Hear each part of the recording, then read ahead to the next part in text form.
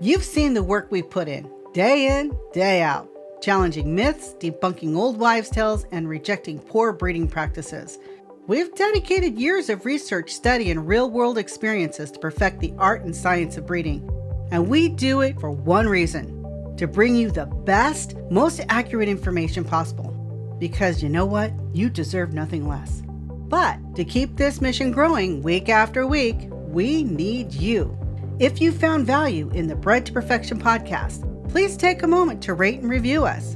A 5-star rating and a quick comment might seem small, but every review helps us reach more breeders who need to hear the truth, who want to learn what it really takes to create, improve, and maintain top quality strains. This isn't just a podcast, it's a movement, and you are a vital part of it. If you believe in what we're doing, if you want to help others wake up and become better breeders, push this podcast to the top. Rate, review, and share. Together, we make a difference. Thank you for standing with us. Now, let's get to work.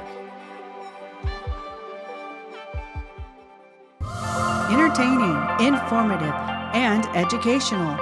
Inspiring content that makes a difference. This is the Maximus Troy Publications Broadcasting Network. Join the Academy.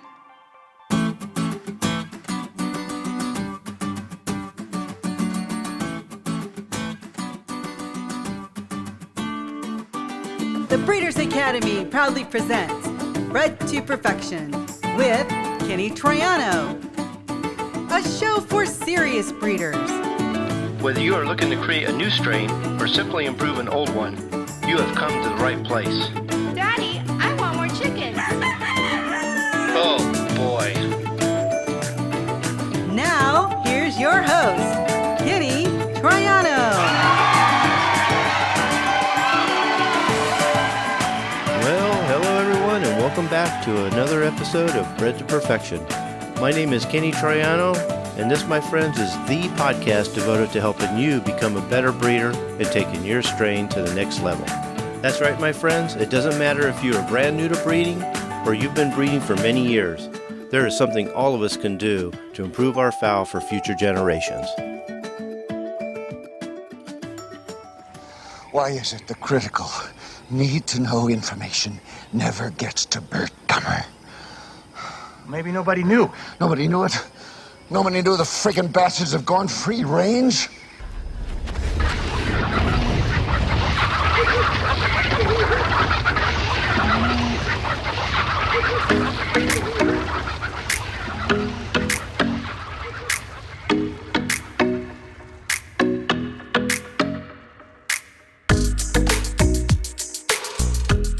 The problems we're going to be talking about today are, I would say, problems that most backyard breeders are facing. I hear all the time. I support a lot of the feed stores around here, and these are probably, out of all the calls I get from the feed stores, because they send their customers to me when they have problems, is the topics that are on this list. That's right. And, it's not full-on diseases exactly. It's more like just little problems that exist, like vent gleat, prolapse, botulism, canker, egg bound. Those are the big ones. Yep. And before we get into them, would you say that a lot of these diseases, I guess you could call them diseases. Disease is considered anything that's not normal. Would you say they're chronic? A lot of times you fix problems like this, don't they tend to be chronic? They tend to come back. Some egg binding can be, prolapse certainly. Yeah. Usually.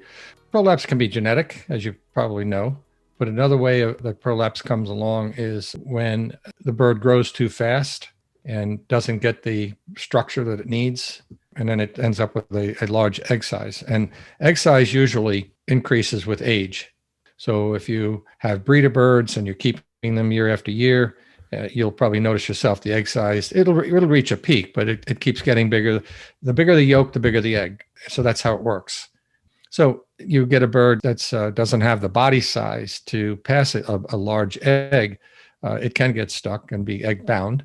Egg binding can be done genetically. It can also be from the lack of body size, too much body fat. In other words, from the bottom of the keel bone to just under the vent opening, there's a big fat pad. If you've ever autopsied a bird or posted a bird, you'll see from that all across there. It's probably in some cases maybe a half inch thick. and very beautiful yellow-looking fat. Too much of it's no good, puts pressure on the oviduct, and you start having these problems. Or the overall structure of the bird is not such that the oviduct is going to allow that egg to come out through these small openings, okay? The sphincter muscle that controls the opening to the oviduct can be defective in the way, actually in two ways.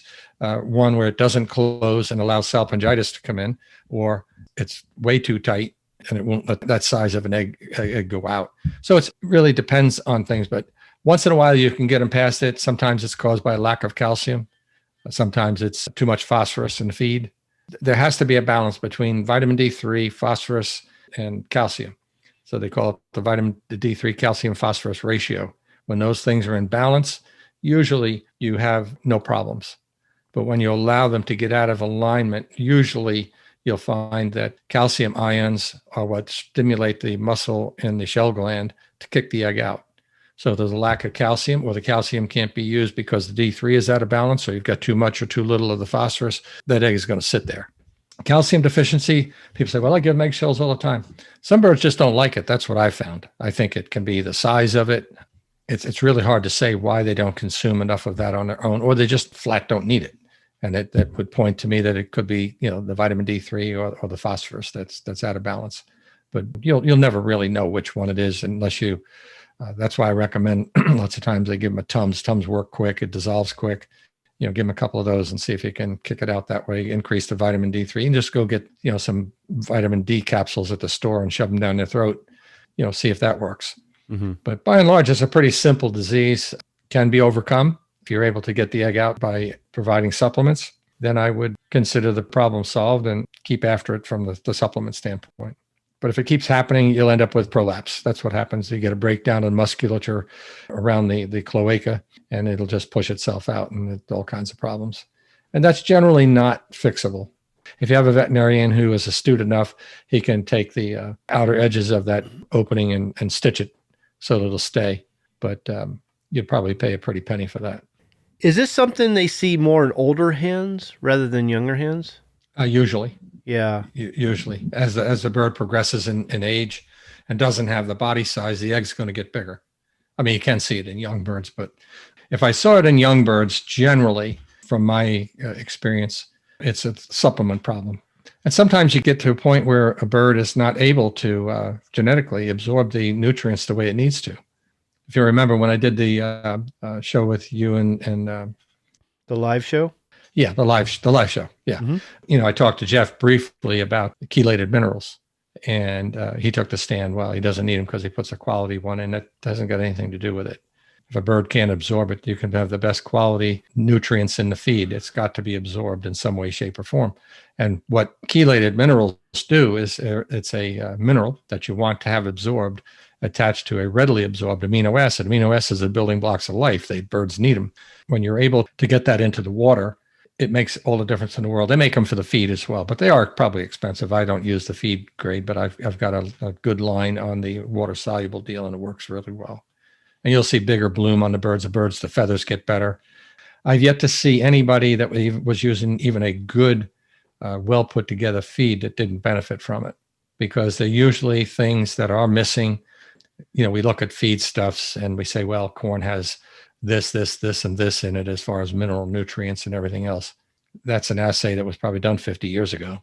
Is the corn quality that you're getting in today, or the soybean quality you're getting in today, is it good or is it mediocre?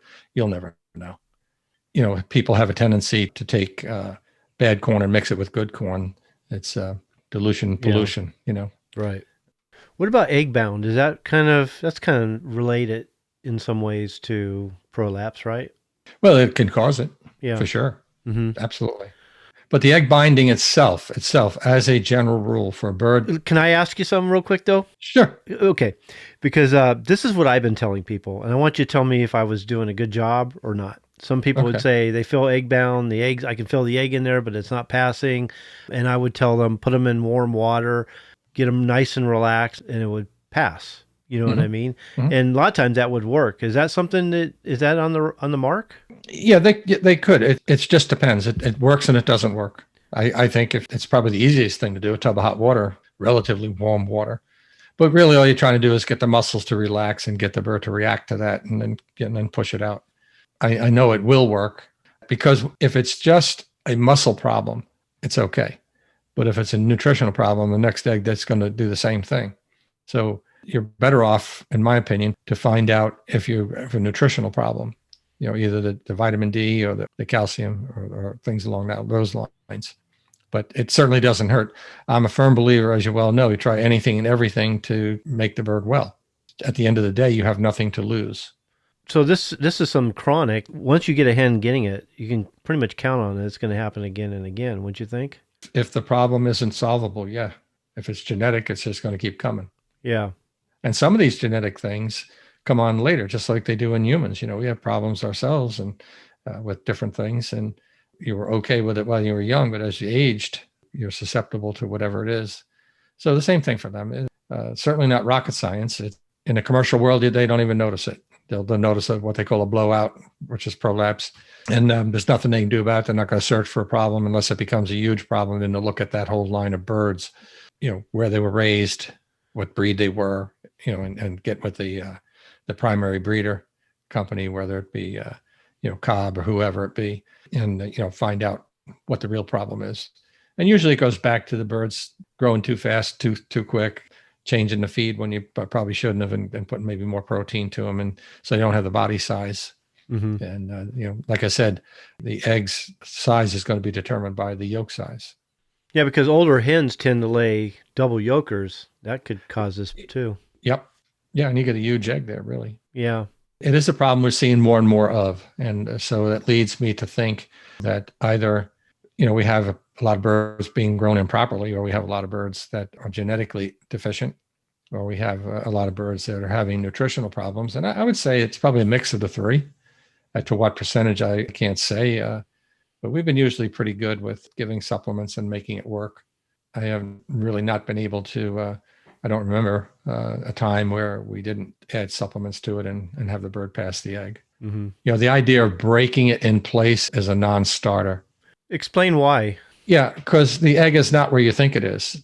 Okay, when you can palpate that egg is still in the oviduct. And you will not get your finger into that oviduct. I don't care who you are. I don't care how powerful you think your fingers are and everything else. There's a very, very tight sphincter muscle that controls the opening to that oviduct. And it's not going anywhere until it's told to open. Now, if it has a malfunctioning or a weak sphincter muscle, then you can invite salpingitis, because then every time the bird defecates, you'll get fecal material backing up into the oviduct, then you're going to get a real problem. And that can be confused with vent gleat, because it's going to leak a white, milky substance that stinks to high heaven into the cloaca and get all over the feathers in the back and everything else.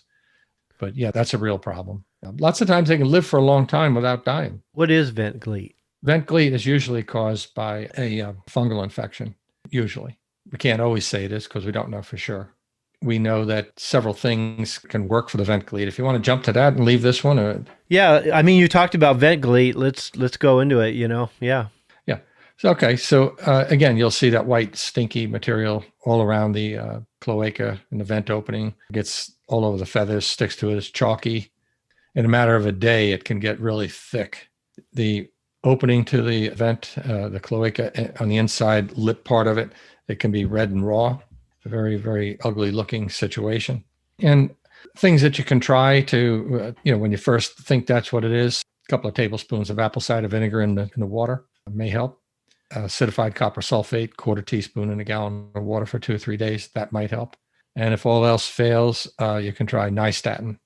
The dose for that is, I think it's 1 cc per 2.2 pounds of body weight, 3 times a day, something like that. So what's the telltale signs? It's the white and the smell? Is that what it is? Yeah. Okay. It stinks pretty good. Okay. It's had all that time in that oviduct to ferment, so to speak. Yeah. Is this common? Because I don't hear too many people complaining about it, other than maybe they don't know they have it. Well, I'll give you an example. I sell nystatin when I have it in stock. Recently, I got some in, and from that batch that I had, I was able to make about 50 bottles. I don't have a drop left. And it isn't cheap. It's a 2-ounce bottle. It's about $55. Is this because they're calling you and saying they got vent gleat, or because they're telling you what they have and then you tell them? No, they're just buying it. Okay. Wow. It's out of stock right now, and I take it down when it is because I never know when I'm going to get it. But supposedly there's some inbound next week. We'll see. And then I'll put it back up and we'll start rocking and rolling on it again. Yeah. Must be working for people to pay that kind of money for it, but that's what it is. But most of those people, I don't even speak to them. Some I do. Mm-hmm. And we go over it and I say, well, kind of looks like it to me. But it is difficult to tell. The next one is kind of interesting. Have you heard the term greens? The greens? Yeah, sure. Absolutely. Okay. There may be misconceptions about it or a lot of different thoughts or beliefs of what the greens actually are. This interests me quite a bit. I've never really seen it in my birds, but people talk about it all the time. Mm-hmm. So what is the greens? What causes it? And how do you fix it? Usually it's a Staphylococcus aureus. It can be easy to fix, and then it can be complicated. But we usually start with a relatively benign antibiotic, but you'll know it when you see it. The birds, for the most part, will stop eating. And you have to be sure that you're observing the bird when you make a determination of whether they're eating or not. Because many, many times when I talk to people and so on, I'll say, well, is the bird eating? Well, they're pecking at their food. Well, that's not eating. Well, there is a difference. I mean, if the bird doesn't eat and drink enough, then you start having a kidney shut down and you're done. You can give him all the food you want after that and all the water you want. It just isn't going to work. So you have to prevent all of those things. I went through it last night with a client who had a bird that wasn't eating the way we thought it should. We made some adjustments to what they were doing. They were trying to address a leg problem. When you have a problem with a bird that isn't eating and drinking properly, well, you've got to address the eating and drinking first because they're going to die before you get the leg fixed. Yeah.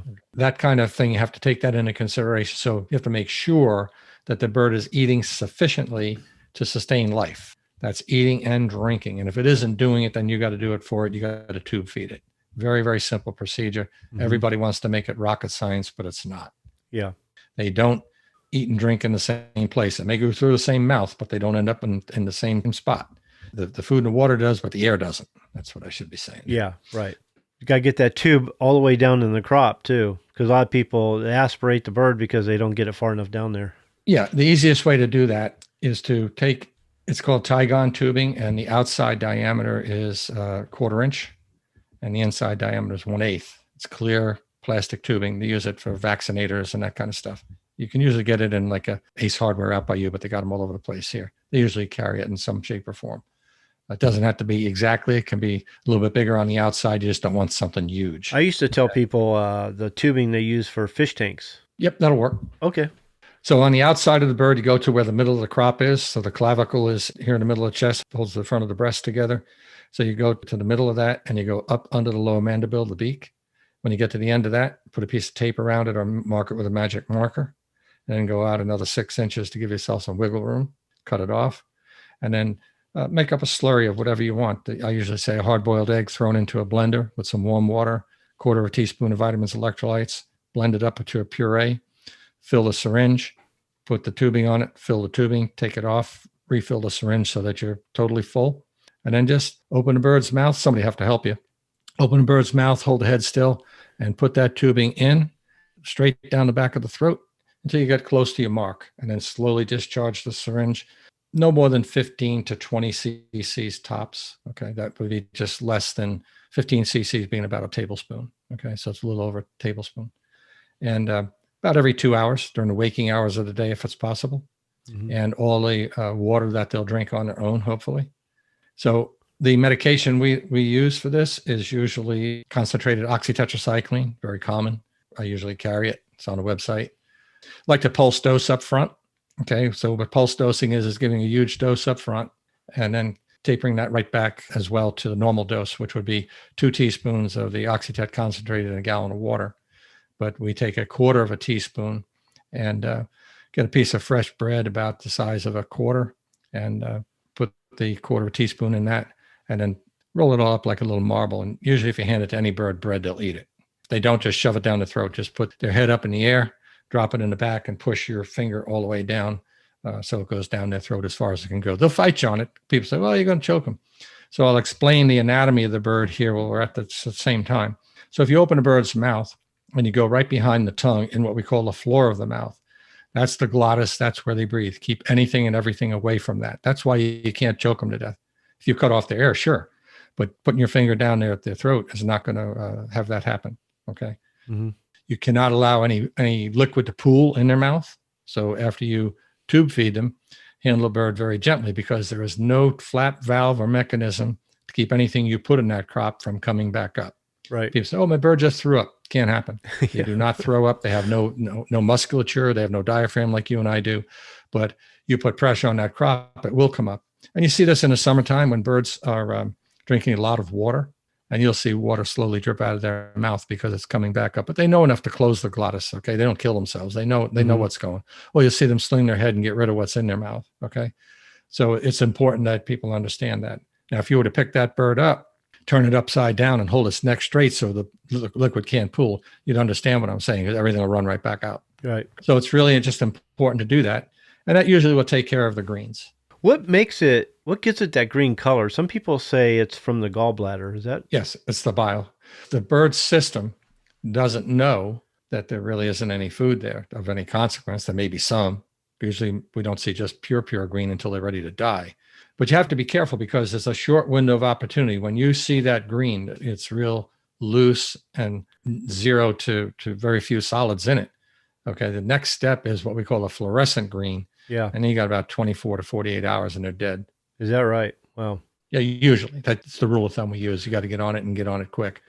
What is it, as raisers, as breeders of our fowl, what is it we're doing that could be causing that? Sometimes feeding them things that you think are good but are not, old produce, because that's where this bacteria gets its start. So any kind of swampy-like vegetation, you see anything, rotting old green leaves or lawn material, things of that nature will possibly have this in it. And, chickens will eat anything. I mean, they just do, because I see it on Facebook all the time, I've got a rotten melon. Can I give it to my chicken? Well, they're not a garbage disposal. Yeah. Mm-hmm. And another area they can get things is you let them, root around in a compost pile. Yeah. I mean, that's like you putting your head in your own toilet. It's not too smart. So, you'd be surprised. A lot of people think that's why they got the chickens, because they think they do eat everything. They're going to eat all the scraps from my kitchen and all the stuff I don't eat from the garden. If you look at some of the, I guess the more naturalist people and stuff, that's what they do. And some of them do it very successfully. And I can't answer the question why some of them get sick and some don't when they eat some of this rotten vegetation. More than likely, the organism isn't there. That's the way I look at it. But you never know. So if you want to take that chance with your birds, go ahead. I've never been one to want to feed them a bunch of junk. I just don't do it with a dog, and just not interested in it. Yeah, I try to keep it to a complete feed as much as possible. We used to feed what we called our 10% treats, but we don't hardly do that anymore either. I don't monkey around, because I look at all my birds as breeders, and anytime I'm feeding them anything other than their complete feed, I'm weakening them. So how about botulism? That's one I hear a lot. All of a sudden they're dragging their head, they can't lift their head and everything. Yep. A lot of times they just pop right out of it, but sometimes they die from it too. Well, because it is very toxic, and I'm wondering that if they popped right out of it, if they were really had botulism. It's called limber neck. What it does is it causes a loss of control of the muscles of the neck, legs, wings, so on and so forth. So it makes it neurological, right? Yes, it is. Yeah. Mm-hmm. Same thing it does to humans, and it's highly toxic. The botulism toxin, that's what it's called. So how are they getting it? Molds? Again, rotten vegetation. That's where it hangs out. Yeah, that's the culprit for it. Some of these are pretty straightforward, so you're not going to get a whole lot of information, because it is straightforward. It's not like it's, you'll know botulism when you see it. Yeah. And again, I have to point out to you that by the time people get to me, most of the birds are on death's door. They've asked Willie the knife grinder and Harry the horse and everybody else how to fix this bird, and finally gets to me. I had a client that was recommended to me here this week, and I called the phone number that I was given twice. I was told the mailbox was either not set up or full or whatever. Then I sent 2 emails and finally got a response. And the response was, "You must have the wrong number." Well, I'm calling the number you gave me. And how come you didn't answer the first email? And I had to send you a second email. It just gets old after a while. So how do they cure botulism? Some people say it needs to run their course. No, because it gets worse. It doesn't. And again, I would question that a bird considered to have botulism, that it got over it on its own. I don't buy that. It's such a toxic organism. The only way to do it is really just give them Epsom salt and flush it out. Yeah, that's what I've told people. For not that we want to talk about it yet, but like crop binding and impacted crop, I've always told them the same thing. Put some Epsom salt, dissolve it, kind of work it through the system, and they do tend to get better when you do that. So the crop bound is caused by a number of things. So you have to understand, number one, there is no real digestion that takes place in the crop. It's a holding tank. And we see this a lot in birds that eat a lot of coarse material. So it depends on what they're foraging on. We see it more in free-range birds than we do in other birds. When I tend to see it in gamefowl, it's birds that have been restricted feeding just such an amount every day. And some birds have a bigger appetite than others. So then around the barrel or wherever they're at, they're going to eat whatever comes out. Roaches, crickets. I've seen birds with impacted crops had so many crickets and it wasn't funny. wow. If you've seen a cricket lately, the legs are just as hard as the shell on the body and got little hairy fibers that are coarse on them and very small opening for this to go through. It's capable for some of the stuff to go through. A lot of this really tall grass that's very coarse that birds will eat. And that gets wadded up in there like a knitting ball. And it's just wound up in there. And you can put all the stuff you want in it. It's not going anywhere. Yeah. And then you're looking at crop surgery, which can be done. If you do it right, that's not really a big deal. Just should prepare yourself to have the right equipment to do it. What if you were to massage the crop and kind of break that up? Sometimes you can't. I usually tell people to do this is to allow the bird to drink just plain water. And you got to stand there and you got to watch them, make sure they're drinking it. Okay. When you think they have consumed a reasonable amount of water, of course, you probably need help doing this, but then you want to take that bird and you want to pick it up by its legs and invert it so its head straight down to the ground, feet in the air, stretch them out. Okay, open the mouth, and then somebody push the crop in and down. And you follow me? Just in over top of the clavicle and down, and push hard. You can't hurt them. You probably could, but really not in that instance, and try to push out what's in there. And lots of times it'll work. Depends, if you've got a bird with a bunch of shavings in there and some stones and that kind of stuff. But a lot of this really coarse grass just will not come out, and it won't pass the other way either. I'm not a big fan of putting olive oil and all these other things that people put in there. There may be the occasion where it works, but it's usually not the rule of thumb. I have some crop bound capsules that I sell that can be helpful. They're not expensive, and they don't always work either. It's just one of those situations where I think you're smarter to keep birds from doing it. And that is by providing all the feed you can, the good feed, less treats, and keep the bird nutritionally sound. And I think you have less problems, especially amongst game chickens and that kind of thing. Free range chickens, for that matter. People have a tendency, again, to let them roam wherever they darn well please, and you don't know what they're eating. Yeah. I get that call at least once a week, somebody that's got a free range bird that's sick and not eating and standing around. And I notice it mostly when, let's say for some reason, I miss a day of feed. Things happen and you don't get out there that day. And then I come out the next day and they eat it so fast. That's when I see it. And so what I do is when I have missed a day is I'll give them a little bit of feed in the morning and then I'll give them the other half at night so that they don't do that. I think that's one of the reasons why it's really bad some people do that. They feed every other day. They don't feed them every day. They think they give them enough for the next 2 days and then they come out and they feed them again. And they call me, they have crop out. People have to realize that anywhere between 2 and 3 hours after a bird consumes the feed, most of it's going out the back end. So it won't be long before the brain's saying, hey, I'm hungry. And if there's feed in the pan, they're going to eat it. Yeah. They're foragers to boot. So it's one of those things where, the bird is going to eat nonstop all day long, on and off. But when you get in a position like you're talking about where they've been out of feed, yeah. Even see it in commercial birds where feed chain might have broken during the night and the lights went on, the bird's all up and about. They go over and they clean up what's in there. And then when you turn that feeder back on and everything else and comes around, they're eating like crazy. And they're hungry. Yeah. Yeah, you've seen it in your own birds. So is it best maybe to at least wet the feed when that happens? I say, yeah. Yeah. I'd say it doesn't, yeah. Might break it up a little easier for them too, Make it easier to digest, I think. Right. Yeah. You have to understand that when you look at the crop, there's only a small piece of intestine that goes from the crop to the proventriculus, which is the true glandular stomach. It's about as big as your pinky finger, maybe a little bit bigger in diameter, about the same length, unless you've got really long pinkies, okay? But it's about that same size. And The thing that always bugs me is people will say, well, I put, you'll go online, you'll see somebody commenting about things and they talk about doing this, doing that. Some are good, some are off the wall. And one that I think is off the wall, I know is off the wall, people want to put in grit. Grit is not going to help because grit doesn't get to do anything until it gets to the other side of the proventriculus where the gizzard is. It's got a long way to go for that grit to do anything. So if they're putting in grit and the bird's already impacted, you're just making problems. Oh, yeah, right. Worse. Yeah. Okay. But people do it. And I've never heard anybody tell me that they sincerely made it work because I know it can't. Yeah. Because there's nothing active actually going on in the crop. So that grit's just packing more in there. Yeah. I mean, if the food that's in there or whatever's in there now is not getting out, this isn't going to help. Yeah. It's way too late. We'll be right back after a word from our sponsor.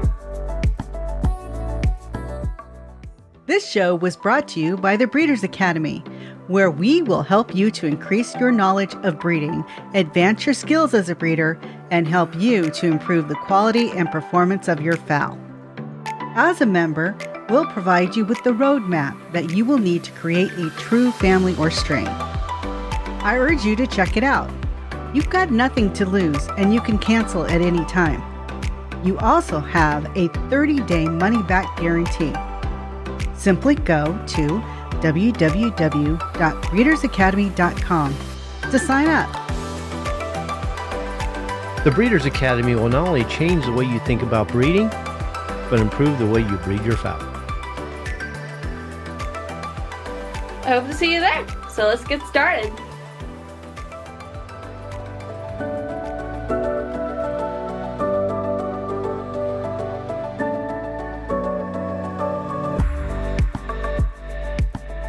How about sauerkraut? Is that something? Well, what causes that? Because I haven't seen that on my farm either. It's something we don't always see all the time. Okay. It's usually caused by overuse of antibiotics or changing the pH of the crop. Or it can be caused, in my opinion, by canker. Canker is an interesting disease. But anyway, sauerkraut. So again, apple cider vinegar might work to fix it. Stop any antibiotics. Taking acidified copper sulfate could help as well. Yeah. What you want to do is you want to change the pH of that back to where it belongs. So when the bird's eating mud, have you ever seen that where they're eating dirt and they're getting the crop filled with mud? Are they trying to soothe, the infection that's in there, the sauerkraut? Does that have any relation, or is that something else? No, it's probably worms. I just had a report on that the other day. Where did I put that? If they're eating mud, it's usually worms? Yeah, it can be. More than likely capillaria. Could it be a simple infection that would cause that too? It's possible. I mean, I've heard all kinds of things, mud fever and all that stuff. That's an extremely old term that had no validity whatsoever. Nothing was ever proven. So I don't know how we could make that extrapolation now. I have some evidence, and that doesn't mean that what caused it today, and you looked at it as being the causative agent today, is that the same causative agent that caused it the next time? We don't have enough people that are willing to take a bird to a laboratory. And quite frankly, from what I'm seeing of those that do, we don't have people that are skilled in these lesser diseases. Some of them not even skilled in the more prominent ones. A lot of it's a guessing game. I've always said, and I learned this early on in my own career when I did a little bit of work in the commercial poultry industry for a while. And that was that never bring a bird to the lab and tell them what you think it is, because that's what it's going to come back as. Was that right? When they can't figure it out. Yeah. Okay. Yeah. Uh-huh. And I can't speak for everybody. We've got some really fine people out here that I've come in contact, like I've shared with you, all the people that were my mentors. And it's not necessarily fair for me to badmouth anybody in that profession. But the younger folks that are in it today have not seen what the old guys saw. I was talking to somebody yesterday, I think, about that. A lot of the old timers that have either retired or died off, which many of my mentors have, they saw it all. Because back then there weren't cures for a lot of things, and these things were quite prominent.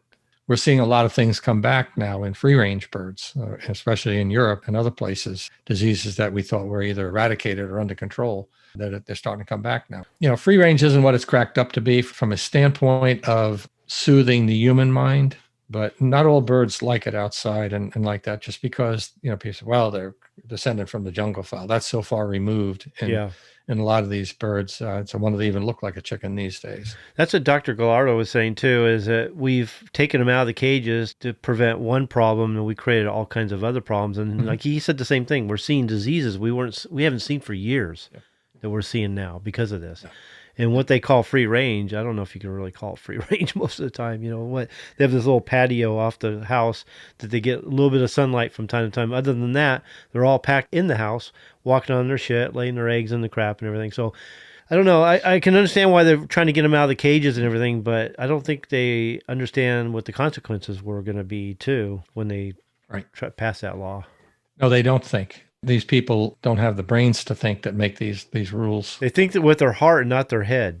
Not even that. They're doing what the animal rights people tell them to do. Yeah, right. That's what they're doing. They all do that. So there you go. People are jerks that don't know how stuff works in their own world. You and I know how it works better than they do in it. So when we see birds eating mud, that's an instinctual thing that they do. They probably do it in the wild too. So there's something about that bird that he's thinking he has to eat the mud. Either cure something, fix something, or satisfy something. Yeah, so let's assume it's worms. It would make sense to me to eat the mud. Mud has got some sand in it, usually. Does that fix the problem? Maybe to some degree. I don't think it's going to cure it for sure. Yeah. Just like how many times have you seen your birds? I don't know how often it rains where you are, but it rains pretty regular around here. You'll see chickens, even my own, had the freshest of fresh water, changed several times a day. And if it rained, it'd be outside drinking out of a damn mud puddle. Yeah.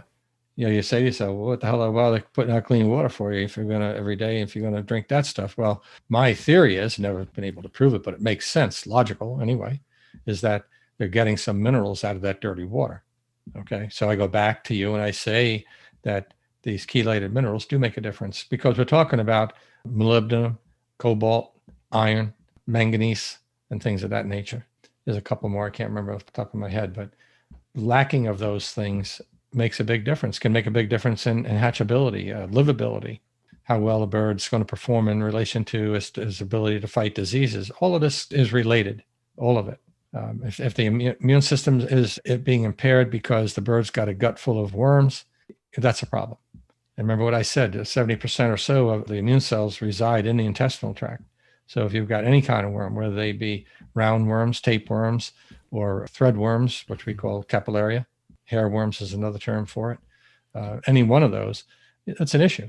The immune system's under attack, and the bird is much more vulnerable to other things that go on.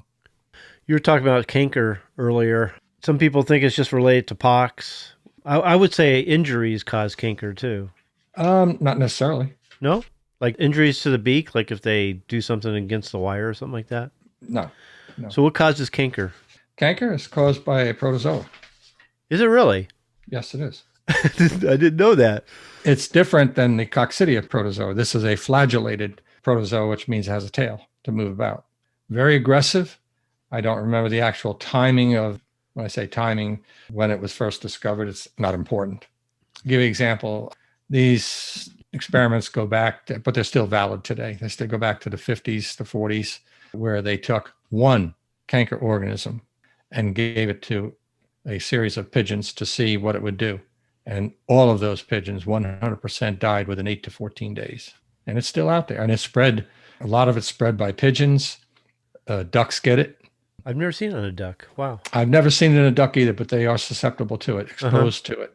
And I've got a case that I've been working on now for quite some time with a nasty resistant case down in Texas, actually a good friend of mine.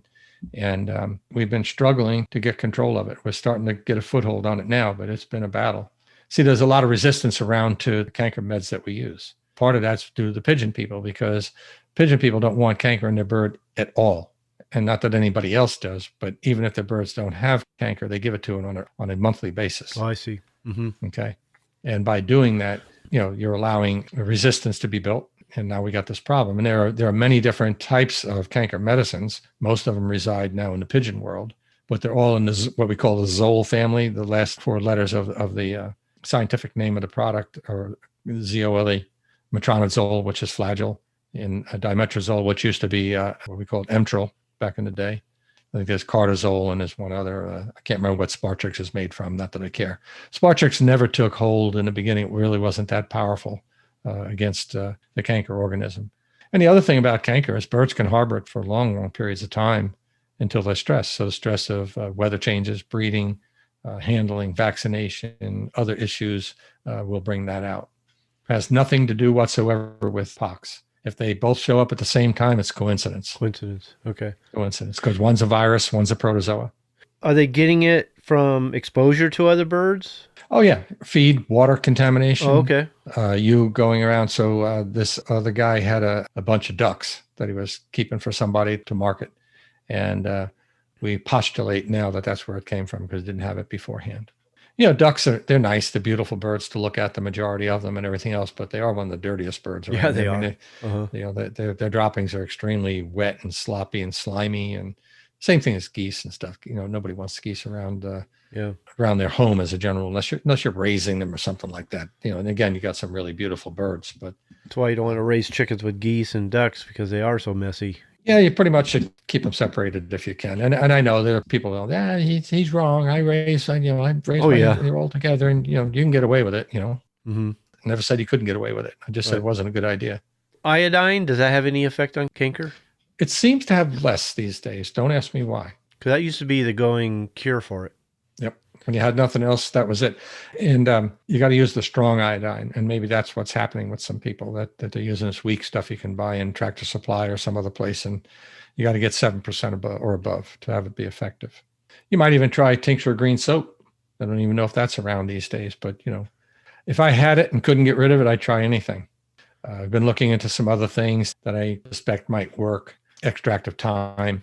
The herb thyme seems to have some activity. The issue is, will it take care of the real aggressive form of it?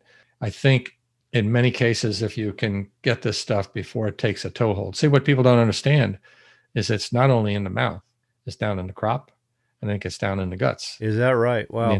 Oh, yeah. Mm-hmm. Yeah. And again, I can't prove it, but again, I do a lot of stuff by cause and effect. Okay. You look at it and say, that looks like something I've seen before. Let's try this. And it works. I don't know. Looks like a duck, quacks like a duck, walks like a duck, probably is. Would you see it in a necropsy? Yeah, you would. You should, right? Yeah, you would. You'd see involvement in the liver and lesions all over. Canker can get so bad in birds that it will actually occlude the crop totally, be nothing passed through it. So you see birds lots of times with loss of appetite. They actually, get almost to nothing.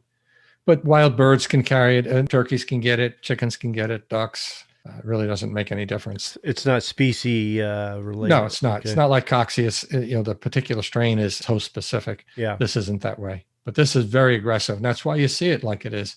One day you got a little tiny dot in the mouth, and next day you come out, it's 5 times bigger. That's a good case for watching what you bring on your farm. New birds and everything. Mixing birds with someone else's birds with your birds and what have you. I preach that all the time. Yeah. Preach that all the time. But people have a tendency to, I guess, have that attitude that, it probably won't happen to me. Bird looks good, and everything else. And I tell people that if you're going to buy a bird, if you're going to lay out your hard-earned money for it, you have the right to inspect it just like you would a car. You wouldn't buy a car without running the engine, would you? Or taking it for a test drive. Mm-hmm. So why would you buy a chicken without at least looking to see if the vent was clean, anything in that area, mites, open the mouth, see if there's any lesions in the mouth, and check everywhere, down the back of the throat as far as you can see, over the top of the glottis, under the tongue, on top of the tongue, along the edges and the borders of the beak, in the corners. You know where it goes, up in the nasal cleft in the mouth. Okay. Make sure the eyes are clear. Make sure the infraorbital space around the eyes aren't swollen. Make sure the eyes are the proper color and everything else. Right. Make sure it doesn't have scale. Like there's a lot you can look at a chicken. Sure. Just besides the damn feathers. Yeah. Yeah. A lot of people, they order like in the Gamefowl industry, they're ordering theirs through the mail. So they're really taking a chance. And I'm always telling them, if you can go in person, I'd rather you do that. But yeah, pick them up and really check them over, front, back, inside, and out. No. And I've said this on the air before, and I said it on your show as well. I'll say it again. If you're going to somebody's home or farm to pick up birds and they allow you willy-nilly just to walk onto that place, that's a red flag. Because if they're doing it for you, they're going to do it for anybody else. That's right. Okay. They don't know where you've been and what you're bringing in there. Secondly, if they allow you in the pens, Oh, no. That's a big red flag. Yeah, right. Okay. And guys do it because I see it all the time. Yeah.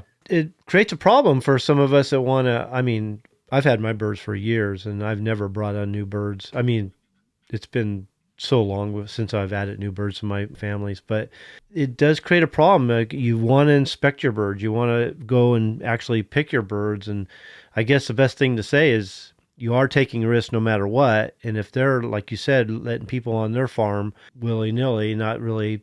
So I guess the best way to analyze this is, do they do any sort of biosecurity, first of all, and how clean is their farm? That tells you a lot right there. So I always recommend that people, before you even pull in their yard, driveway or road, whatever it is, okay, you do a drive-by, not with a gun, with your eyeballs, and take a look at this place. If it looks like it's run down and the chicken coops are held up by a 2x4 or whatever, and you can't always judge a book by a cover, but you can get a pretty good idea of what you're going to see once you get on the place. Mm-hmm. Now, you might be fooled, but by and large, the rule of thumb is that, when you see a place that's run down, everything else is run down.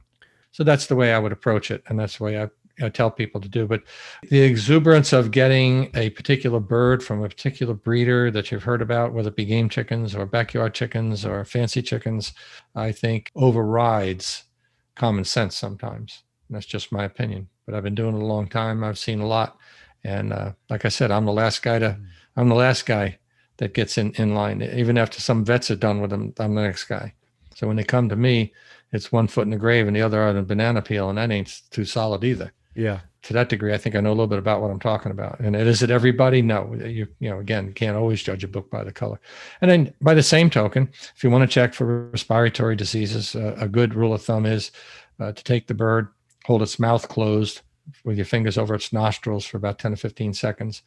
And you shouldn't really see any great degree of bubbling in the corners of the eyes. If you do, put it down and run.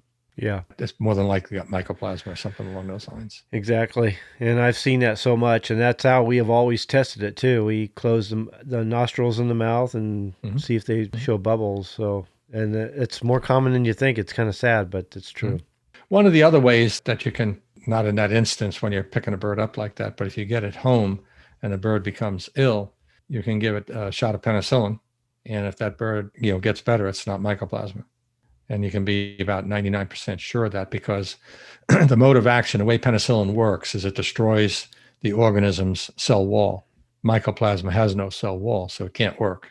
It's a pretty good indicator. Okay. I don't think I'd hang my hat totally on it. If I suspected it at that point, had given that shot and the bird miraculously got better with a couple of shots of it, I would have it tested to see what it is. The problem with the gamefowl industry is that there's so many of them that firmly believe that all chickens have CRD. All of them have mycoplasma, that there's no way of getting around it. It's just what it is. But you can live with it. And we're going to do that section one of these days on CRD, and we'll go through all of it. But the vaccine can go a long way. And it's not instantaneous. It's not overnight. You got to spend a few bucks. But if you spend the time and the effort, you can get them to the point where you've got it under control. You don't spend any money on medication. I've got a number of people that do it. But you've got to be diligent about it. You got to give the shots at the right time. We'll go all over this in the next segment that we do when that comes up. Mm-hmm. But I don't want to talk about it here and then have to talk about it again and be repetitive. But no, for your sake and the show, the sake of the integrity of the show. So. Yeah, no, we've got some shows that we're hitting them one at a time, and we're going to get to those individual diseases. So going back to canker real quick, upon autopsy, you'll see these lesions not only in the mouth, but you'll see them. I got a habit of leaning on things here. I lean on this thing. It sounded like an earthquake over here. Yeah, I can imagine, because the sound here, I could hear it. But the lesions you'll see, they'll be in the mouth. Obviously, they're the most obvious ones. But upon necropsy, you'll find them down in the trachea itself, further down. You'll find them in the esophagus, further down. You'll find them on the liver and that kind of stuff. And you'll see them. They'll be obvious enough. They'll be yellow, and generally yellow to lemon yellow in nature. So that's usually a pretty good indication that it is. One of the other things is I believe it's with a low-powered microscope, but I know that you can take a swab if you suspect canker and you're looking to prove it. You can take a swab and you can swab the bird's mouth or swab the lesion and then put that on a microscope slide and look at it under a microscope. You should be able to see them move around. You'll see the little tail they got and they'll move around and stuff like that. I never knew it was a bug. Oh, yeah. No, it is. Something else that might work. I've looked into it, and there's pros and cons to it. It's also expensive, and that is using tea tree oil for the canker. And it has some medicinal properties. It's a good face wash for people that have acne. It can work for that too. I've had several people I know that I've recommended it to, and they've tried it, and it's done world good for them. But you can't use it right out of the bottle. You got to dilute it. Now, with the canker, I think you could, as little as you're going to use, I think I'd use it right out of the bottle. You want all the power you can get, kill it off, and be done with it. And again, going back to this canker, quicker you find it, quicker you get to treating it, the better off you're going to be. Yeah. Yeah, it could become a mess. Yeah. Wryneck, it's a neurological disease. What causes it? Sometimes genetics. We see it a lot in silkies with the vaulted skull thing and all that kind of stuff. But it isn't always in just birds with the vaulted skull. It's just generally, I think, an issue with them. It isn't always selenium and vitamin E. And an interesting thing about selenium, one of the reasons I say that is that it's proven that vitamin E will not take up for a deficiency of selenium, but selenium will take up for a short period of time if there's a deficiency of vitamin E. Kind of odd, but it's true. The two work hand in hand for Wryneck and more or less what you would call muscular dystrophy, so to speak, because it does affect the musculature and cause that head to twist around. So once you get that in order, and that's not working, the next thing I would try before going to something real heavy duty would be aspirin. Aspirin has a tremendous anti-inflammatory effect. And some of these times it's caused by injury. Okay, so if you think it's an injury, I'd go to the aspirin probably first. The issue with the selenium is not all seleniums are created equal. Again, this goes back to absorption. So if you have an inorganic selenium, probably not going to be much help to you. So you want to look for something that's organic, which will probably absorb better. That's why I sell a selenium vitamin E liquid that goes in the water. Seems to work pretty well. And again, doesn't always work because it may not be the problem. If it is an injury, try to overcome that. Sometimes you can't. Sometimes it's actual brain damage and you're just not going to get anywhere with it. So we start with the 81 milligram aspirin. That's the same one a heart patient would take. And you give that twice a day. If you're dealing with a real young bird, doesn't have a lot of weight, probably one of them a day would be fine, or cut it in half and give half. Aspirin is cumulative. Even for humans, I take an 81 milligram aspirin once a day. And if you have any kind of serious procedure done, you have to be free of aspirin for 10 days. So it has that kind of effect, a cumulative effect as a blood thinner. So generally, those are the two things that you can try up front. Last resort would be prednisone. And some people feel you got to use a step up, step down program. I don't. I give a 1 milligram prednisone tablet once a day for 5 to 7 days. And if that doesn't do it, it's probably not fixable. Do we see Wryneck more in younger fowl or just as much in older fowl? I usually saw it in younger fowl. It looks to be, for me, mostly younger birds. I think a lot of the older ones that I see are more than likely injuries. But, there can be changes in the mitochondrial DNA. You know what that's about. Yeah. I've got a whole book here that I studied on it and need to actually go back and start reading it again. One of the most fascinating things I've ever studied. It is. Yeah. People don't understand the importance of it. Yeah. They don't understand it. It drives more than technically your DNA when you think about it. Yeah. It has its own DNA. Yeah. So it's pretty cool. Is there any evidence that Wryneck's in the mitochondrial? No, I just bring that out because I know enough about it that it's possible. Yeah. Just as is the fact that we can do what we call circadian incubation. Okay. We can change the way a bird will feel hot and cold after it's born by either raising or lowering the temperature around the 16th through 18th day very quickly for a couple of hours. So if you want them to be more heat tolerant, you'll raise that temperature up and to become more heat tolerant when they're born. Okay, so to be able to withstand the heat a lot better than a bird that didn't have that. And if you want to go the other way in a colder environment, say if you're in the upper elevations, and I have a couple of clients that are up in 10,000 feet up in Colorado, their winters come a little bit earlier. They want a bird, they would like a bird a little bit more cold tolerant. That is doable, but it has to be precise, the temperature, and it has to be up quick and down quick. It can't be a thing where it takes hours to get up and hours to come back down. It's got to be very, very quickly done, but it is done, and it's done successfully, and more and more companies are looking at doing it. That's interesting. I didn't even know you could really cure Wryneck at all. I thought once they had Wryneck, that was basically a death sentence. I'd say about 60% of the time we can. You might, over the course of 6 or 8 months, you might have 10 cases and not solve one. And then you might go a year and solve them all. And when you add them up, it's all like doing what's that they call a chi-square thing. But genetics is a crapshoot anyway. You know that. Yeah. So if you have a 1 in 4 chance, that doesn't mean you hatch 4 chickens and one of them's going to have a particular ailment. That means that when you take them in the grand scheme of things, 1 out of 4 is going to have this abnormality. So if you hatch enough, you'll reach that. Just hearing the fact that it could be genetic, or a good chance it could be genetic, tells me as a breeder that I would need to cull that and really watch the parents and maybe even change the parents' matings to other birds. And if I still see it. Yeah, you get into people that just are not going to do that. They're just not. But most of my followers are breeders. They're not the person in the backyard with a few chickens in their yard. Those people don't follow me. It's the breeders. Right. That are No, I understand. Yeah. I get them from all over. Yeah. I get all spectrums. I get gamefowl people. I get backyard people. I get fancy people. I get them all. To me, it doesn't matter who you are, what you do. It's not my business. Yeah. Totally neutral on it. I'm always cautious because if it's going to be genetic and I cure the bird, then he's going to carry that. Then I'm going to face that down the road too. So it's just easier for me to cull the bird, be done with it, check the parents, maybe even have to cull them. We'll have to see. But I'm always looking for weaknesses. I'm always looking for, because it's that weakest chain, that one link that messes everything up. And it's all about getting rid of those weaknesses to create a strong constitutional strain. So, well, there'll come a day, and the day is upon us to a degree. You won't see it in what you do and what I do. But humans now, on the fly, they're able to edit your genes. yeah. Yeah, it's pretty cool. Gene splicing is pretty cool when you think about it. They're able to do that and fix abnormalities and save a lot of heartache with people, but it's kind of interesting. Yeah. I don't know how far out they are doing that, but...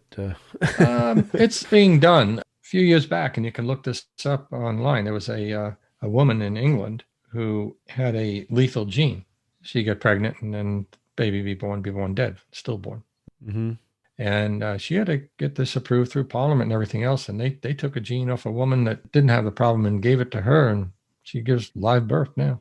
Wow. So it's doable. There's a whole lot of this stuff coming down the line. So even though, so they were able to fix her so she could have the baby, but does the baby now carry that lethal gene too?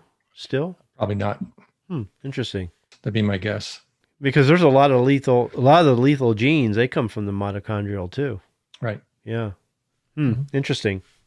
Okay, we better get back on track here. Where you want to go? Roop. Roop is interesting because Okay, yeah, let me cut you right off on that one. Okay, and you can tell me what you want to do about it. Roop is the same as coryza. That's what I was going to say. Yeah, it's an old term that it applies to coryza and coryza only. It's back in the day, again, when they didn't understand what it was, and somebody put the name coryza on it and what have you. But let me say this. Yeah. The reason I put it on here is because a lot of people don't know that. And I was going to say that is that they just look at it as a cold. The chicken has a cold, so they give it the name Roop. That's what I'm hearing from people. Oh, he just has a cold. He has Roop. And I go, no, that's what you call coryza. And then I lose them at that point. Yeah. Coryza, again, it's highly contagious, spreads bird to bird pretty readily. But again, this goes back to culture when people didn't know what things were. If you were out in the country and you heard people get the Roop, your bird's coughing and choking and sneezing and snotting, you call it the Roop. That's what you call it. But people look at it as a cold. That's all they think about, Well, there's no such thing, in my opinion. Chickens don't get what I consider a cold. They get sick. And it's caused by a disease organism of some sort. Which one? You have to sort through a whole bunch of symptoms and thoughts, and it's a thought process to get through it. Is it doable? Sure, it's doable. I look at it this way. Knowledge is power. The more you know about how a disease acts, the better off you are. That's why if you go and you look at any disease book, human or otherwise, it's got a list of symptoms as long as your arms and legs. It doesn't mean that as you go through that, your bird's going to have every one of those symptoms. When you go through there, you look for the major ones, that your bird has. And they don't always have the smell that was associated with it. Could have been that birds had canker. Could have been birds had sauerkraut. Nobody knows. There is some research way back in the day that did show that the smell is caused by a secondary bacterial infection. Now, I would buy that because diseases sometimes are opportunistic. They wait for something else to take a toehold, and then they come in as a secondary. Humans as well. Typical ones that come in, human or otherwise, be E. coli. Pretty simple. Very opportunistic, very aggressive. You have them in your intestine, I have them in mine. As long as they stay down there where they belong, they're okay. It's when they get out of balance, they cause trouble and can kill you. Roop's okay with me. If they say roop, I know what they're talking about. I don't think they know what they're. Yeah, they don't. Yeah, they may not know, but in all honesty, roop it's an honest disease. It's just another name for coryza, and I think that needs to be brought to the forefront. So if that's what you like to do, that's fine. I just when I saw it, and I said, where do you get that one from? Because it's the interpretation of that word. That I was more addressing. How about gout? What do you think of when you? Gout is something we don't normally see. It's usually caused by too much protein, okay, just like it is in humans. And there's two forms, visceral gout. And you'll know it when you see it. You open up a bird that's got visceral gout, it looks like a snow or ice storm inside. There's ice crystals all over the place. That's what it looks like. And then there's the articular, which is in the joints. The joints blow up and stuff that look like they've got elephantitis. So if you're looking at the bird, what is it he's doing that would make you think he has gout just by looking at him? If it's the articular gout, you'll see it in the joints. They swell up huge.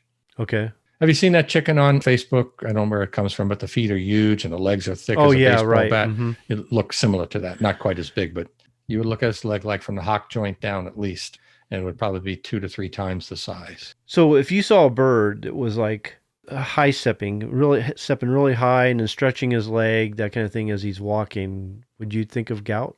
No. What would you think I would think of E. coli or Merrick's. Those are the two that come to mind. To make him high step like that? High step like that. Is that right? Mm-hmm. Okay. Gout's something you're going to see right off the bat. I mean, it comes on pretty quick, just like it does in a human. I had it years and years ago in my elbow one time, and I'll tell you, it is ugly. You won't put that elbow down on anything. Is that right? Me. No, wow. You won't. Turns red as anything and extremely sore. I do associate it to high protein, but they get these roosters that have high stepping. It's like they step real high and then they stretch their leg out and everything. I see that a lot.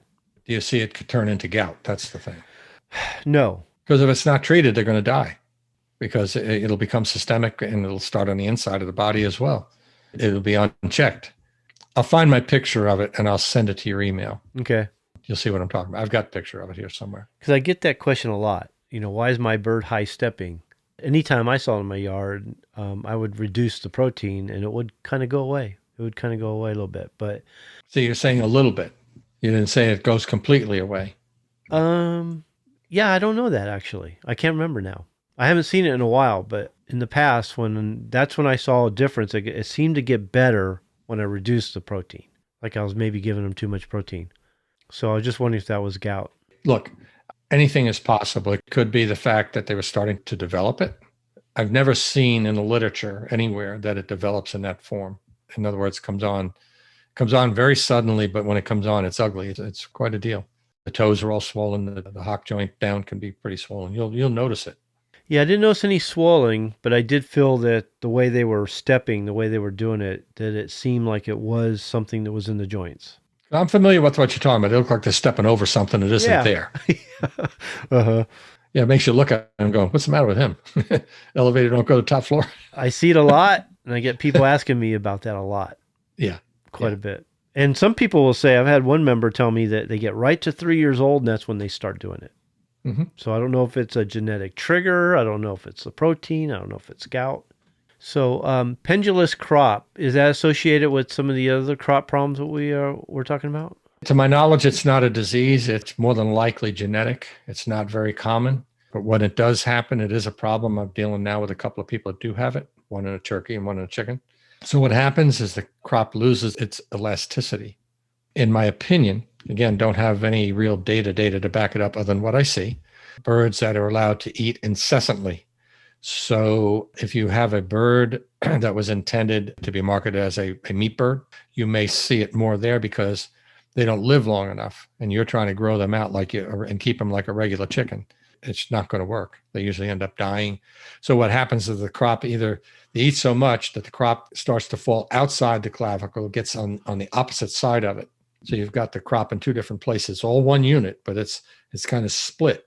So you've got feed on the outside of that clavicle that doesn't want to move. If it won't move out of the crop, if it gets that bad, then it gets impacted. By the time you realize it, the bird is, because you see, oh, he's eating, he's got a big full crop. No, he's starving to death. He ain't going nowhere. Mm-hmm. So I've seen people put crop bras on them. Some birds don't mind it. Other birds will peck it off and throw a fit until you do take it off. Not much you can do about it. Is this something we see in younger birds or older birds? Usually I see it in older birds. Okay. Can we consider this like a genetic trigger? I think so. Okay. I think so.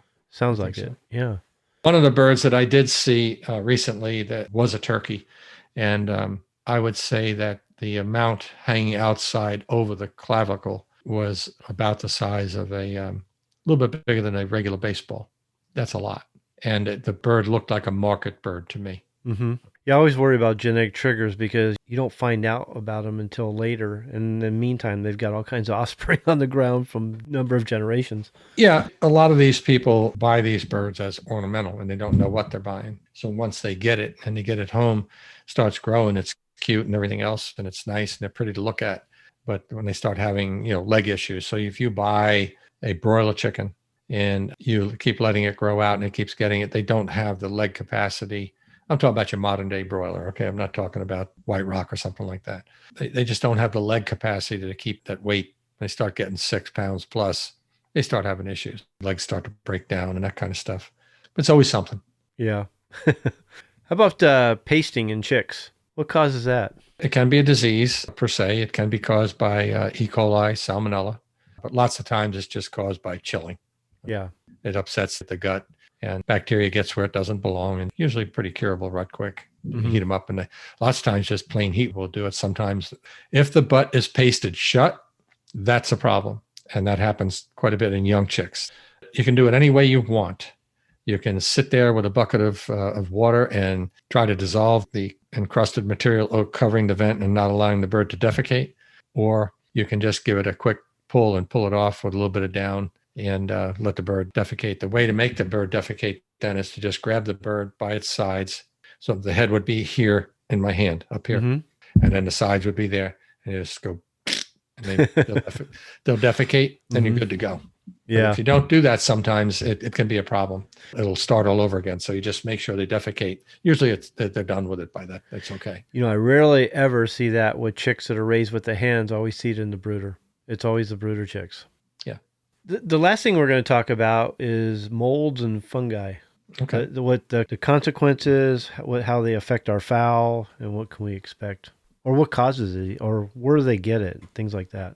Okay, so aspergillosis is probably the most common that people will know. It's a fungus, okay, and you'll know it as Bruta pneumonia. And it's just ubiquitous in nature. It comes from anywhere and everywhere, so it's hard to say exactly what it's going to come from, but it is out there. But I haven't seen a true case of it in years. People are doing a better job overall for the most part. Primarily chickens and turkeys, so for the most part. Doesn't mean other birds can't get it. I know some of your parrots and stuff can get it and that kind of stuff, but we primarily, from my perspective, that's what we see: pigeons, ducks, geese, wild birds. So it kind of covers the gamut of what it's all about. The birds have a dry cough, maybe a gurgling sound, emaciated, loss of muscle mass. There can be brain involvement, so you get some nervous symptoms with it. You have to decide whether you've got avian encephalomyelitis or you've got Bruta pneumonia. And with AE or avian encephalomyelitis, you're not going to get the respiratory symptoms. You'll get that head jerking, that trembling. It's called what they call epidemic tremor is the short term for it. It's because they say epidemic because usually it strikes all the birds fairly evenly across the flock when they're young. So you'll start to see them all do that little shake thing, head shake thing. But overall, it doesn't generally affect them that bad. There's a vaccine for it. That's one of the reasons they've gone away from young bird pox and that kind of thing, because the commercial poultry industry, predominantly the laying industry, uses the AE and the AE pox combination now. So they've eliminated that earlier pox. We don't have a day-old pox vaccine anymore. Not that I know of, at least from the manufacturers that I've dealt with, and I deal with 4 or 5 of them. Somebody may have one out there. Upon necropsy, you'll find it: air sacs, liver, in the intestines, in the syrinx, which is the voice box. So just about anywhere, okay, you'll find it. When it plates out, it kind of looks odd, the way it grows in an auger plate.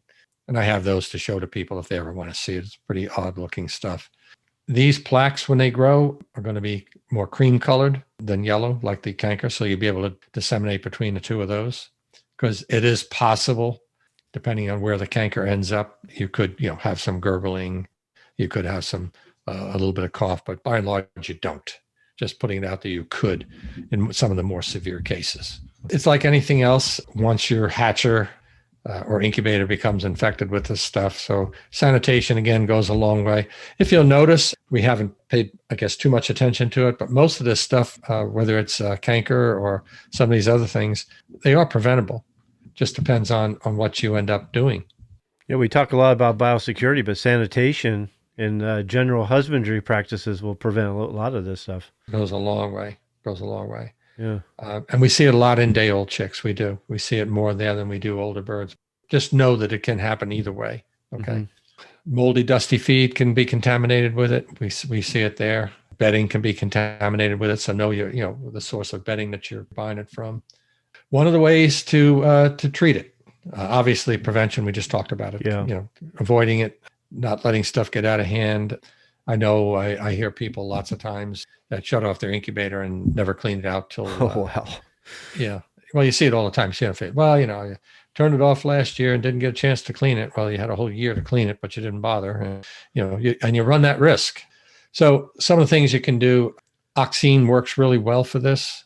One of the ways you would do this with the oxine is you would put this in the sprayer about 30 inches off the floor, about table height, in the middle of the coop.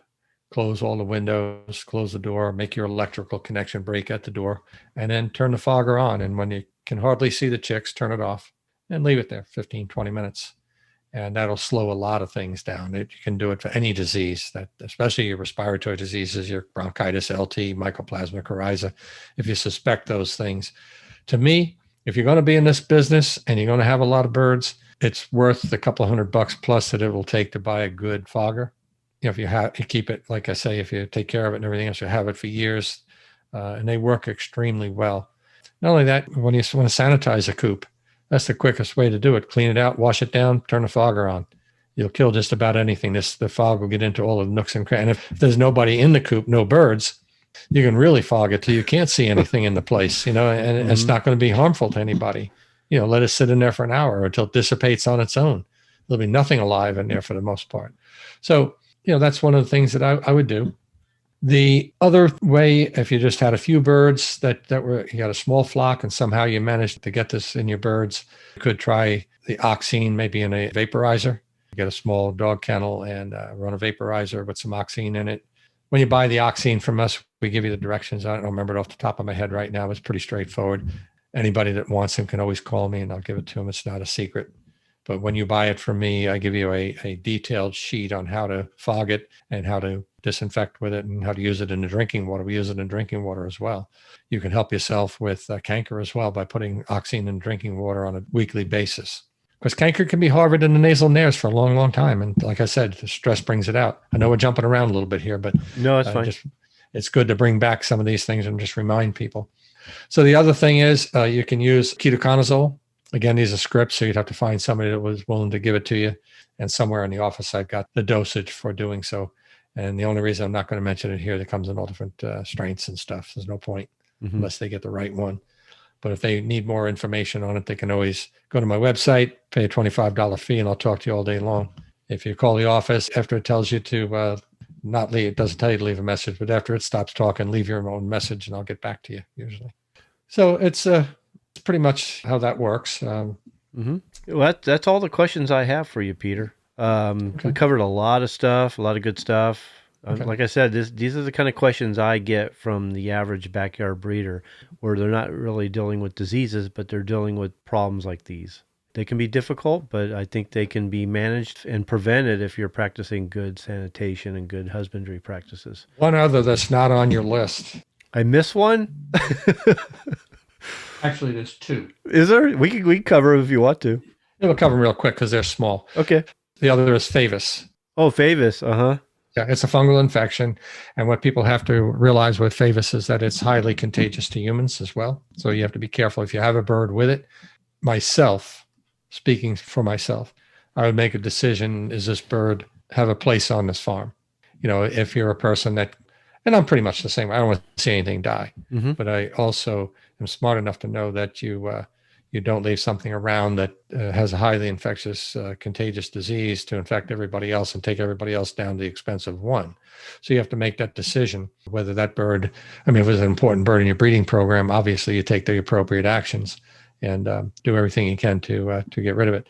So just about anything you can try. Green soap might work. I would try that as well as iodine. And again, the higher percentage iodines will work for that. Any antifungal agent would work for it. What was the other one? The other one, aflatoxin. Never heard of that one. Okay. Well, you're going to hear about it now.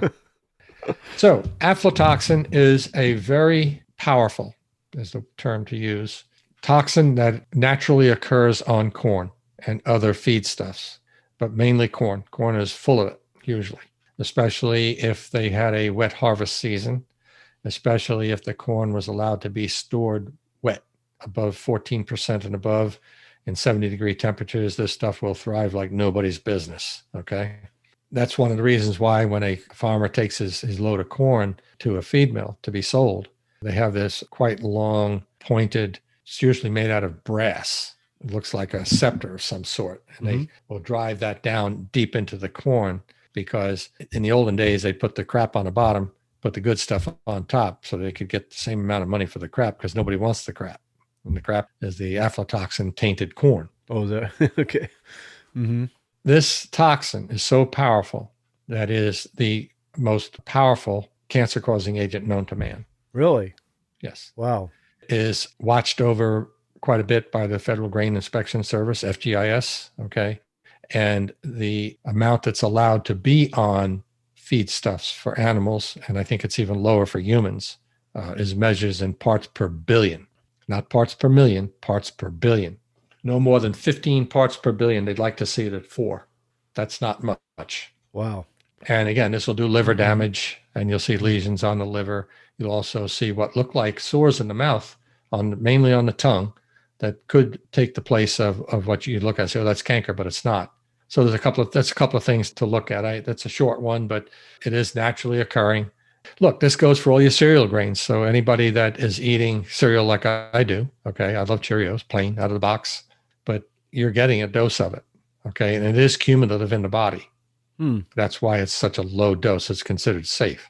So chickens that have it in their feed. One of the ways to discern whether you have it in the chickens is obviously the lesions. They're going to lose weight. They're going to be unthrifty. They might even shy away from the feed, and hence loss of weight and that kind of thing. But the lesions in the mouth, they should be, if everybody's eating the same feed, they could be widespread throughout the flock, where we generally don't see that with canker. Canker is not a whole lot of birds. Can be if you let it go. But by and large, it's a few birds versus this where everybody's eating the same tainted feed. And sometimes you won't. Sometimes you'll see guys mix feed. So it's pollution by dilution. So it's a bad thing. It's out there, and most people wouldn't have it, but they have toxin binders now that are put in feed on a commercial basis. And I don't know if they use it here in this country, but I know in foreign countries they do use it. Whether they work or not, I don't know. I didn't look into it. Really have any interest.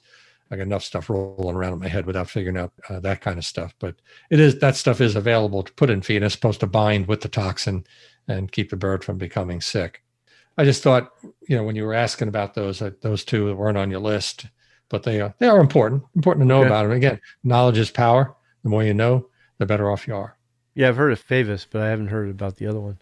Yeah, Favis is that disease where it looks like the bird looks like you took a cup of flour and threw at it. It becomes a grayish color as time goes on, raised above on the skin. Usually in the beginning, you'll see it on the wattles, the face, and the comb, but you can see it in the feathered areas. If it's left unchecked, it will just continue to grow all over the bird. But I've seen, I've helped people bring birds back from it. They didn't want to lose a bird and whatever, and that's fine with me. I'm in it till they take their last breath. So that's how it goes. That's the way we do it.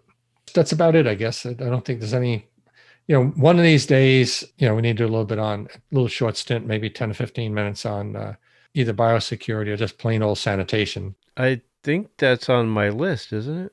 I don't think it's on this list, but. Oh, yeah. It's like episode 10.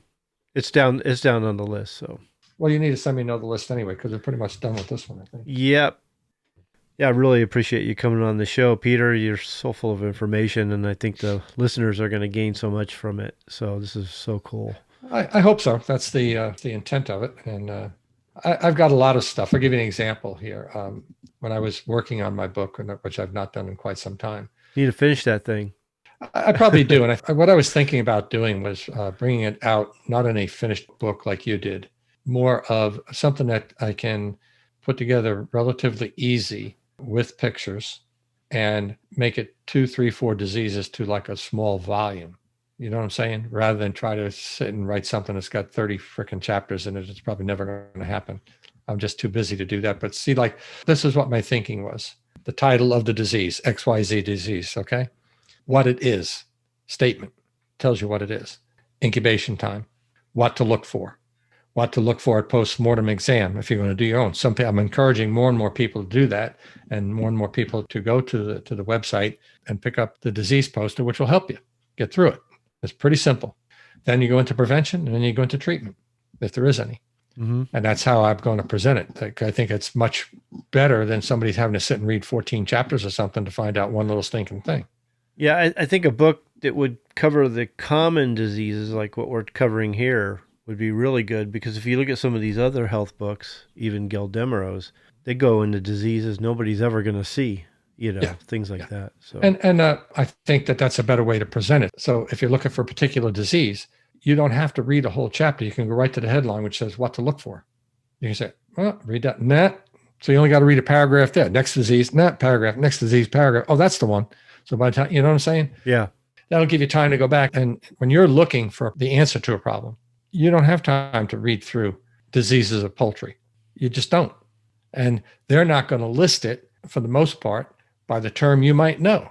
They're going to use more of the scientific name because it wasn't written for you. And it wasn't written for me. Okay. I had to adapt all my thinking to that. I still have my old one here. Hang on a minute. I had to get away from the mic. This is my diseases of poultry from my college days. Oh, really? Yeah. Most of these guys that wrote this are dead. This is the 6th edition. Diseases of poultry? I have those. Yeah, I have probably the newer ones, but I have those. Okay. So when you get a chance, look at your new one. Tell me what volume it is. I actually don't I don't find those books very user-friendly, tell you the truth. That's what I want to do with these. I want to make these diseases user-friendly. Yeah. And you'll probably see one come out. It's a good idea. I could take all of these and put them into one small book. And that doesn't have to be. And I have, I would say almost all of these, if not all of them, I have color photos, which will go a long way. Yeah. Picture tells 1,000 words. So, yep. I've started it several different times. I've got several different files that I started writing the book and I wasn't happy with it. And I'm a pain in the neck when I write something I'm not happy with. I'm not putting it out. Yeah. Well, I was going to put out all kinds of books and decided the website was the better way to go for me. But I've got some done. There's another disease down the road, because I see it a lot in Ohio, believe it or not, but avian tuberculosis, and we can go into that. That's totally different. Okay, you've probably not heard of that, but I've written a whole bunch. I've heard of it, but I've never seen. Yeah. So there's a lot we've got to do, and you can always add it in on one of your lists or something. I'm thinking next time would be how to recognize and deal with parasites. That sound good? Oh, yeah. Okay. That's a whole show all in itself. Yeah, we'll do that next time. External, internal. Yep, both. Do you want to split them? Let me look and see. Okay. Yeah. Right. Sounds good. I really appreciate it. You did a good job. Thank you. I'm glad to do it. Glad you're on board here. So we'll see you next time around. All right. Appreciate it. Thanks, Peter. Okay. You're welcome. Bye-bye. Okay. Thanks for listening.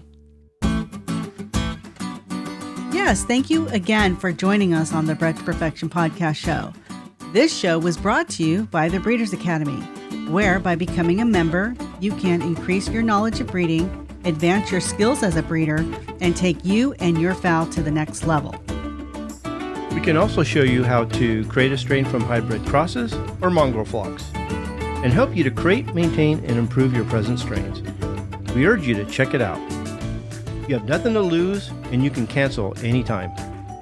To join us at the Breeders Academy membership website, go to www.breedersacademy.com. Best of all, I'll be there to help you every step of the way. While you're checking out the Breeders Academy, make sure to sign up for our newsletter, The Breeders Bulletin. We provide a lot of free bonus materials and some great information that will take you and your fowl to the next level.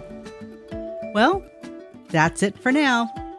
We hope you join us next time for another episode of Bred to Perfection. We'll see you later. Bye.